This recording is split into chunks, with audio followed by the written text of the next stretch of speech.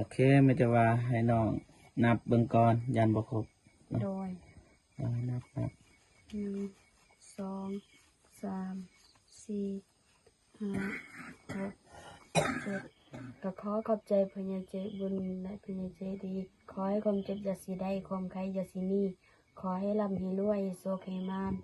ปรารถนาสิ่งใดขอให้ได้สิ่งนั้นขอสงกัดปรารถนาในเด้อสาธุขอให้สุขภาพแข็งแรงสุขภาพแข็งแรงพบเจอที่ความสุขเอาดีๆไม่เท่าพบเจอแต่ความสุข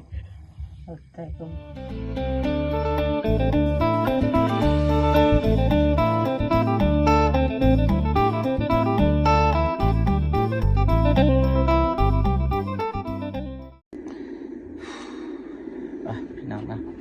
ตอนนี้กับทีมงานเฮามาหอดบ้านทงไว้พี่น้องนะบ้านน้องซาลีนะทักนะทักทายสบายดีสบายดีเด้อสบายดีเด้อโดยสบายดีเบิร์ดสุขุสุขคนเด้อพี่น้องนะรู้สึกว่าหอนๆเนี่ยนิดนึงนะก่อนอื่นหมดกาขอทักทายสบายดีเด้อเบิร์ดสุขุสุขคนเนาะทั้งในลาวและก็ต่างประเทศนะก็ยินดีต้อนรับเข้าสู่ซองเบาเจ็บคือเก่าพี่น้องเนาะรู้สึกว่าหอนแห้งพี่น้องนะเบาเจ็บใส่เสื้อนานๆหน่อยนึงบ่อยากให้มันหนาวนะแต่ว่าก็มาหาน้องสลีคือเก่ามีเวียกมาหนึ่งนะสิเป็นอะไรนะเอาไปส่งกันนะสบายดีแม่เฒ่าสบายดีสบายดีสบายดีน้องสลีสบายดีสบายดีเบิร์ดสุขุสุขคนสบายดีข้างพี่น้องเนาะโดยมื้อนี้ไปไสเนาะกลับไปเฮ็ดเวียกตามเคยอยู่เขาตัดไม้บอนตัดไม้นี้โดยน้องบ่ได้ไปโรงเรียนบ่ไปยังคือบ่ไปขาเวียกเฮ็ดเวียกก่อนเพราะว่าบ่มีคนเฮ็ดเนาะโดยเพราะว่าแม่เฒ่ากับพ่อเฒ่าเพิ่นก็นั่นแหละคือฮู้นะพี่น้องเนาะเฒ่าเลยแต่ว่าคันไปก็ไปจับหน่อยนึงยันมดแดงบ่ยันมดแดงยันมดแดงกัดบ่เจ็บกัดคือพ่อเฒ่าเรามื้อนั้นยันมดแดงแม่ทีมงานเฮาก็ยันมดแดงแต่ว่าจะเป็นต้องเฮ็ดแต่ว่ามื้อนี้นี่บ่ได้เฮ็ดไปมีหมู่ครูมาซอยบ่ก็มีอยู่แต่ว่าหมู่กับขาเวียกก็ไปคราวเดียวมาเฮ็ดเวียกตัวเองคือกันมีเวียกเพิ่นก็มาซอยเนาะไปแล้วไผเลยบนทาง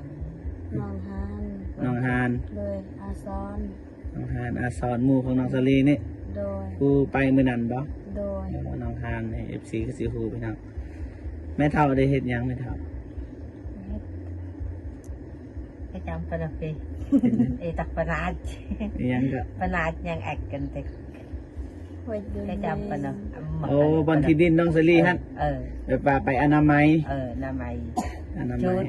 แล้วก็จูดเรียบร้อยงามเบิดบ่ก็ไปแจ้งบ่ทันแล้วโอเคพี่น้องเมื่อกี้ก็โทรศัพท์มีปัญหาพี่น้องนะต่อฮอดไซเลยขอทำแม่เฒ่าโดยอนามัยพ่อเฒ่าเด้พ่อเฒ่าก็ไปเราเฮ็ดหยังพ่อเฒ่าอนามัยคือกันพอได้เฮ็ดหนักกว่าหมู่แม่เฒ่ากับพ่อเฒ่าแม่เฒ่าเฮ็ดหนักกว่าหมู่พ่อเฒ่าบ่ได้กินเหล้าบ่เจ็บบ่กินเหล้าดีแล้วพ่อเฒ่าบ่ต้องกินเหล้า2-3 มื้อน้องซาลีนี่เฮ็ดบ่สบายน้องซาลีนี่เฮ็ดบ่เดียวบ่โดยหรือว่าอยู่ลุมบ่เดียวบ่ลุมบ่ลุมแป้งแล้วบ่มื้ออื่นสิแป้งยังบ่ทันแป้งเนาะโดยแป้งอยู่คือบอลคือเลยนี่ดอจุดคือพี่น้องได้เห็นนั่นแหละ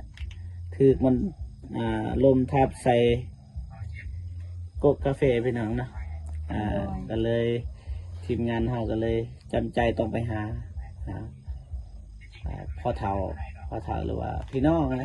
ท่านสิว่าก็ถึงพี่น้องอยู่ถือไม่ลมทับใส่กาแฟเพิ่นก็บ่ว่าหยังพี่น้อง เพิ่นก็ว่าบริวารยังบริเอาเรื่องราวยังบริเอาเนาะแต่ว่าทีมงานเราอยากตอบแทนเพิ่นเพราะว่าถืออุบัติเหตุนั่นแหละเพิ่นก็ว่าขันอยากตอบแทนก็ตอบแทนเพิ่นอยากให้เท่าไรก็เอาฉะนั้นก็เสียน้ำใจตัวเองก็เสียกาแฟแน่นะทีมงานเราก็เลยมอบเงินให้500,000 กีบไอรีเพิ่นมอบให้นะแต่ว่าความมีน้ำใจของพ่อเพิ่นเบาลีกับเบายาวก็เลยเติมเงินให้อีก500,000พี่น้องนะเพราะว่าพ่อเพิ่นก็ใจดีส้มก็เป็นผู้ใหญ่ผู้นำในบ้านทงวายนะคือพี่น้องได้เห็นในคลิปของเบาลีนะก็ประมาณนั้นเลยพี่น้องเนาะไม่แต่ว่าบาเจ็บมาตอนนี้ก็บ่มีหยังพี่น้องนะไม่แต่มาลมน้องสาลีนะ โดย ได้กินข้าวกินน้ำแล้วบ่ กินแล้ว ได้ยังกินนะ ต้มมี ต้มมี โดย ปกติก็กินต้มมีตลอดป่ะ โด ช่วง ย นี้ ตั้ม ต้มมีเลย โดย ประมาณจะคอเอา ถ้าคันมีน้ำกินน้ำมูกก็ประมาณ2-3ห่อ อ๋อแบบในครอบครัวนี่นะ 2ห่อกินน้ำนอง แล้วพ่อเฒ่าไม่เฒ่า บ่กินตัวต่ำคันต่ำบ่กิน บ่ได้ลวกกันยังบ่ได้อันนั้นบ่ ลวกเอา บัดมื้อนี้เด้อไม่เฒ่าจะกินยังไม่เฒ่า เป็นมี กินมีคือกัน ต้ ต้มมี เออ บัดผู้นี้ตำ โดย โอ้ยมักตำเลยน้องสิริแม่นี่มักต้ม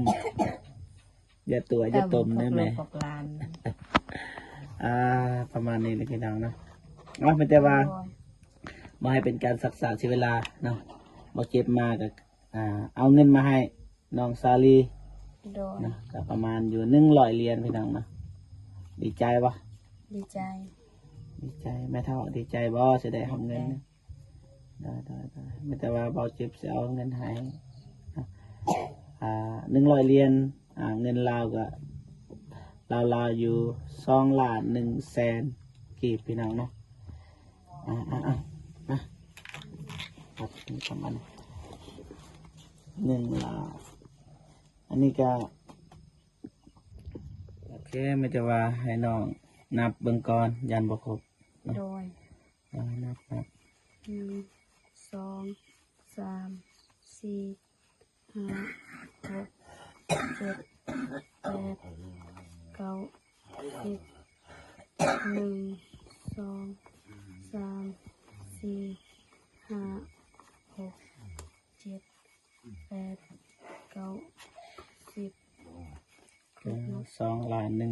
พี่น้อง โดย ครบเนาะตามจำนวนเนาะ Bay đi cô dự cả tôi áp theo nhờ mà ได้ áp đi hạ lại cái ไอ tôm to คน to lại cái tôm to ได้อันนี้ก็ บ่แม่นเงินของบ่เจ็บเด้อ โดย เงินของอาย จาก trên đi là ประเทศสหรัฐพี่น้องเนาะ โดย เพิ่นเห็นน้องซาลีนะเพิ่นไก่ต้น chặt bờ chặt bờ มีแต่ว่าให้น้องซาลีบ่อยากให้เศร้าอันน่ะอยากให้น้องยิ้มแน่ยิ้มแน่ยิ้มหวานๆแน่ โดย ให้ผู้ใหญ่ใจดีเพิ่นได้เห็นพี่น้องเนาะมีแต่ว่าขอบอกขอบใจขอบบุญขอบคุณผู้ใหญ่ใจดี ที่เพิ่นเมตตาสงสารน้องสาลีเนาะมีแต่พนมมือแล้วก็ขอบอกขอบใจเบิ่งทางกองนั้น โดย แม่เท่าพนมมือเลย ก็ขอขอบใจพญาเจบุญและพญาเจดี ขอให้ความเจ็บอย่าสีได้ความไข้อย่าสีมีขอให้ร่ำให้รวยโชคให้มานปรารถนาสิ่งใดขอให้ได้สิ่งนั้นขอสงการปรารถนาในเด้อสาธุ แม่เท่า เป็นกัน บ่เป็น เออ ไม่แต่เบาเจ็บสิพาเบาเด้อ เออ พนมมือ เนาะ ขอบุญขอบคุณ คุณขอบคุณ ผู้ใหญ่ใจดี คุณยายใจดี ที่ซอยน้องสาลี ไปชายน้องทะเล ก็ขอให้ ก็ให้ พบเจอที่ความสุข กบในความสุข สุขภาพแข็งแรง สุขภาพแข็งแรง อายุมันคนยืน ยืนยืน ไปที่ใด ไปเทใด ก็ขอให้ปลอดภัย ขอให้ปลอดภัย ความเจ็บบ่ให้ใด คนจะไปให้ใด ความไข้บ่ให้มี ใครไปได้นี่ นอนหลับ นอนหลับ ก็ขอให้ได้เงินหมื่น ก็ได้เงินหมื่น นอนตื่น นอนตื่น ก็ขอให้ได้เงินแสน ให้ได้เงินแทน ขอให้สุขภาพแข็งแรง ขอให้สุขภาพสุขแห้ง บ่วะขอให้สุขภาพแข็งแรงสุขภาพแข็งแรง พบเจอที่ความสุข เอาว่าดีๆไม่เท่าพบเจอแต่ความสุข แต่ก็ อันตรายภัยทุกข์ อันตรายไม่ทุกข์ อย่าเบียดเบียนตัวเจ้า เป็นเจ้า ขอให้เงินคำเขา เงินกำเข้า ไหลมาหุ้มขึ้นนำแกง ให้ข้อมือกับน้ำแกง ให้นั่งนับแต่แบ่ง ให้นับแต่แบง แรงเสานับบ่ไหว แรงเข้านับปลาไว้ สุขูสุคน สุขทุกคน และผู้ใหญ่ใจดีเด้อ ดีเด้อ สาธุ สาธุ สาธุ สาธุ ก็ประมาณนี้พี่น้องเบาเจ็บก็ว่าบ่เป็นแน่เนาะแต่พาให้ บ่เคย แม่เพิ่นเว้าเนาะถ้าผิดพลาดประการใดเบาจิบว่าบ่มวนว่าบ่ถูกต้องนะก็สามารถติชมได้นะเบาจิบยินดีปรับปรุงนะเพราะว่าเราก็เป็นมือใหม่พี่น้องเนาะ เด้อ ผิดพลาดประการใดก็ต้องขอโทษขออภัยนำบรรดาทานพ่อแม่พี่น้องเบิดสุขสุขคนนะก็ประมาณนี้เลยพี่น้องแต่ว่าเบาจิบสิขอโตวกลับก่อนนะ โดย สุดท้ายนี่ก็ขออวยพรให้ผู้ใหญ่ใจดีและก็FCทุกท่านเนาะที่เข้ามาให้กำลังใจจงมีแต่ความสุขนะสุขภาพแข็งแรงไปที่ใดก็ขอให้ปลอดภัยนะความเจ็บบ่ให้ได้ความไข้บ่ให้มีนะนอนหลับก็ขอให้ได้เงินหมื่นนอนตื่นก็ขอให้ได้เงินแสนเบิดสุขสุขคนเด้อนะเอา โดย เด้อ สำหรับคลิปนี้เบาเจ็บขอโตวกลับก่อนนะคลิปนี้เป็นคลิปดึกๆก็ว่าได้นะประมาณนี้พี่น้องไม่แต่เบาเจ็บสขอโตวจบคลิปก่อนเนาะเอาไว้เจอกันคลิปหน้าสำหรับคลิปนี้ขอกล่าวคำว่าสบายดี